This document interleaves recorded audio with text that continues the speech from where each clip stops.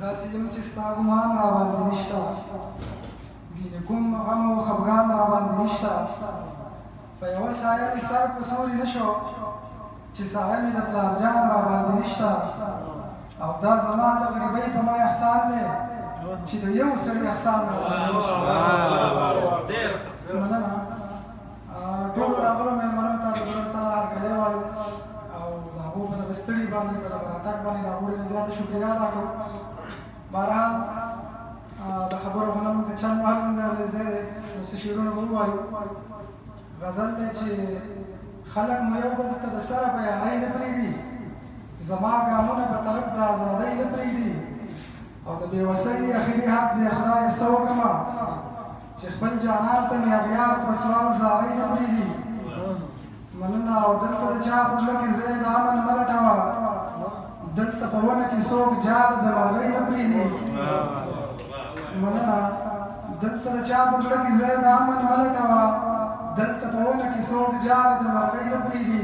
او تا چې د رزق وعده کړي د پراخه دی خو تا چې د رزق وعده کړي د پراخه دی خو واړه واړه خدایان مې لاسو کې ډوډۍ نه پرېږدي. او دا چې په ښار کې د ډاکټرې تپوسونه کوي دی د مکتب تلو ته د خپل کلي جینۍ نه پرېږدي.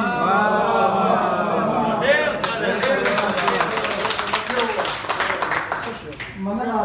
دا چې په ښار کې د ډاکټرې تپوسونه کوي دی د مکتب تلو ته د خپل کلي جینۍ نه پرېږدي. او د دیو نه څنګه سڼور په پوله ځي او راځي، د فریادي په جیب کې دوه درد ګولۍ نه پرېږدي. مننه. بل غزل دی چې که د منزل ته رسېدو مې اندازې هم نه وې، بیا به په ما پسې د خلکو دا کیسې هم نه وې. او خدای مکه بیا به مې د خپل ژوند خاتمه کړې وه چې زما صبر نه دی ستا د روغ وعدې هم نه وې. او سړي په چغو چغو وژړلی زړه یې تش کړی، تنهایي داسې وی چې څوک د دلاسې هم نه وې. مننه.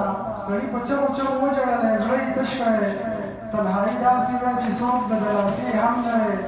او الفاظ ګڼلي دي خواږه ګزاره به کوو، خو دومره سختې دي د خلکو دا لهجې هم نه وې. زما د خپل پښتون ضمیر به پښتون هغه شان وې، بیا به هم دا وم که پیغور د زمانې هم نه وې. او فریادي خیر دی که دیدن په کال کې یو وارې وې، خو چې تر منځه مو را دومره فاصلې هم نه وې. مننه. د صدر صاحب په اجازت باندې یو غزل او یو نظم بل ویمه. نو په جوبل جوبل ارمانونو خلکو خپې ایښي دي، د محبت په نوم په زړونو خلکو خپې ایښي دي. او هغه زموږ له شرافت او ډېرې مینې مست کړو، زموږ د خوارو په حقونو خلکو خپې ایښي دي. او په خپلولو د قرآن به څوک جنت ته نه ځي چې د الله پاک په حکمونو خلکو خپې ایښي دي. مننه. سرونه یې ایښي دي د پیر او قلندر په مزار، په مقدسو جوماتونو خلکو خپې ایښي دي. او چېرته چې امن راوستل شي د بارودو په زور، هلته په سرو سپینو پلونو خلکو خپې ایښي دي.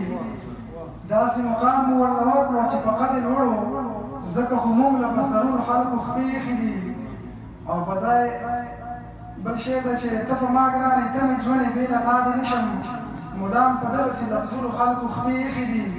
او فریادي هلته د انصاف تمه د چا نه کوي چې د مرغو په اوازونو خلکو خپې ایښي دي.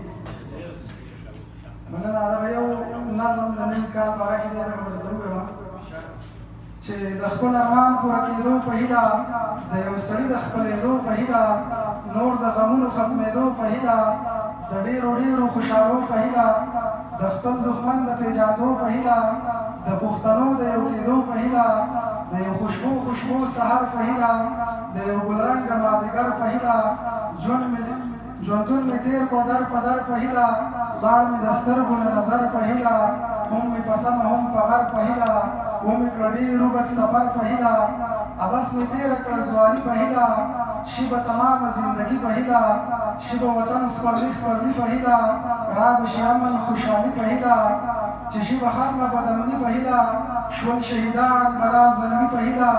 خدای خبر چا راته ازار کړی دی، مونږ تاوان د ژوند په لار کړی دی، مونږ د مینې تل اظهار کړی دی، بس چا اقرار او چا انکار کړی دی، مونږ په دښمن د دوست اعتبار کړی دی، په مونږ ټول عمر بل اختیار کړی دی، په مونږ هر ظالم خپل وار کړی دی.